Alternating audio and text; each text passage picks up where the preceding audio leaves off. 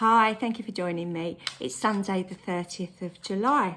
Okay, so I'm going to do a 2-card tarot reading for you today, just to pick up on the energies and the themes of today. I do this every day, so please do like and subscribe to my channel, then you'll get the notifications when they're uploaded. So let's have a little look what we've got. Okay. Right.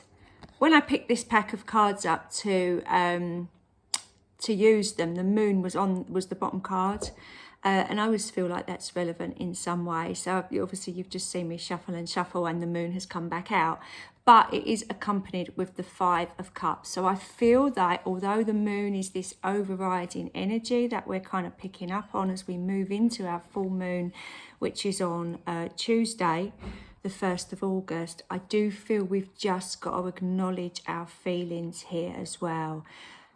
I do feel July has been a very, very strange month. In the UK, for instance, we've had terrible weather. It's been rainy and cold and miserable.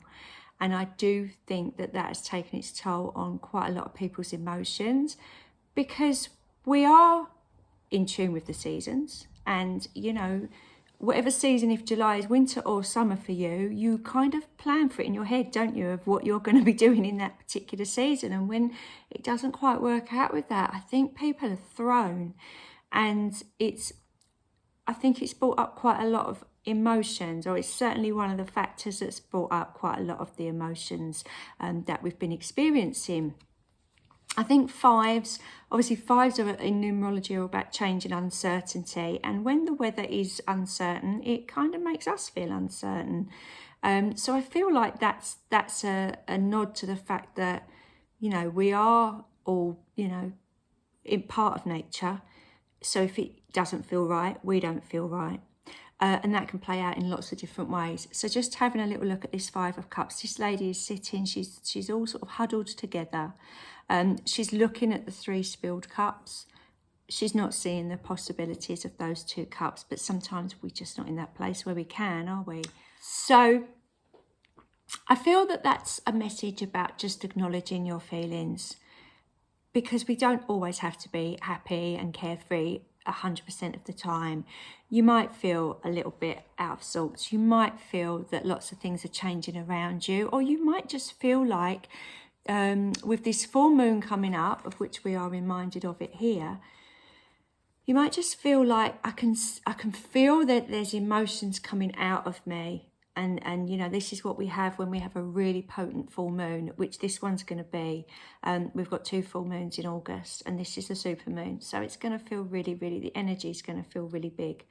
But I also feel like it is going to be wiping away an awful lot of emotions for us. So if you feel that things are bubbling up to the surface, I'm afraid whether you like it or not, it might feel uncomfortable, but I feel like the message here is to sit with them, because they can't stay within us forever. It doesn't serve us. It affects the people around us if we're feeling or suppressing our feelings, certainly. And it might not be the best timing. You might have some sort of family party or something today and think, oh God, I really don't feel like this. But you've just got to honour how you're feeling. One thing I would say is this lady is on her own. Sometimes we do feel that it is better to be on our own. Sometimes we can be in the most crowded place and feel alone as well. But I do think one thing that this card tells us is we are never really truly alone. There are these little spirit beings just here that are reminding us that we are always supported, even in our darkest, loneliest hours. There are always the universe and our loved ones and guides right next to us. So if you don't feel like you can talk to another human, then maybe having some time to sit and actually voice out, even if it's just a friend of mine I spoke to today was talking about that she chats to herself in the mirror and looks straight in her eyes and looks into her soul and says, you know what, I love you, what's up? And I thought that was lovely. So maybe that's the time. Maybe she told me that today for a reason, so that I can pass it on to you guys, and maybe that will help one of you today. Okay, I'm looking at the moon card, and I am reminded by my guide that that can often, one of the, if you open any of your tarot books, confusion can be a key part to the moon, that uncertainty, that unknowing. So I do feel this is a really confusing time for many of us. It might be on a really high level stuff of what am I doing with my life? What is my soul's purpose? I just might really be feeling the effects of that moon, and know that that's temporary, and that, in a few days it will pass, and you will be feeling back to your normal self. But there is an element of confusing behavior, or just the kind of craziness that we get with the full moon. I don't know if any of you work in the ambulance service or the police and have done a full moon shift at night. You know what I'm talking about. There's a bit of crazy out there, isn't there, that comes into effect when that full moon is bright in the sky. Again, just acknowledging that if you're feeling that, then how in tune with the universe are you? Give yourself a pat on the back that you are actually part of this bigger picture, and that you're seeing it and feeling it, and that is okay, that you don't perhaps have all the answers at the moment.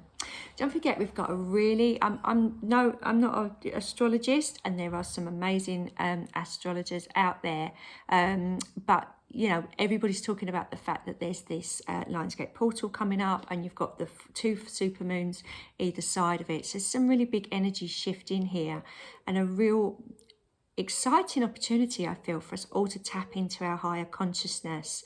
So go with what feels right, I feel, is the message here. You might just want to take yourself off and do some moon bathing, or do some kind of ritual, or feel like you get in touch with your inner witch in some way over the next few days. And that's brilliant. Let me know if you do. I'd love to know what it is that you're doing. But I like this kind of element of taking yourself out and doing something that other people might think was a bit crazy, but it actually serves you really well.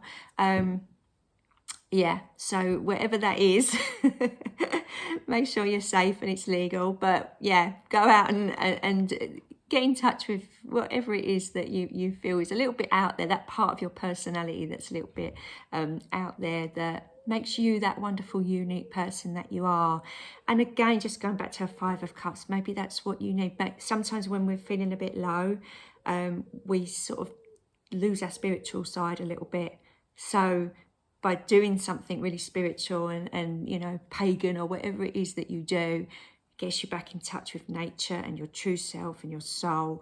And it's maybe that pick-me-up that you need over these next few days while we've got a full moon coming. So talking about the full moon, there's a couple of things. Tomorrow, obviously, it's the end of July, so I'm going to do a reading that gives us a summary of July and kind of what we've got in store for August. Goodness knows what that will bring up. I might need more than 2 cards. And then obviously on Tuesday, I'll be doing a full moon reading for everybody. So I hope that you can join me for those 2, and have a lovely, lovely day, whatever it is you choose to do. I can't wait to hear. All right, take care. Bye for now.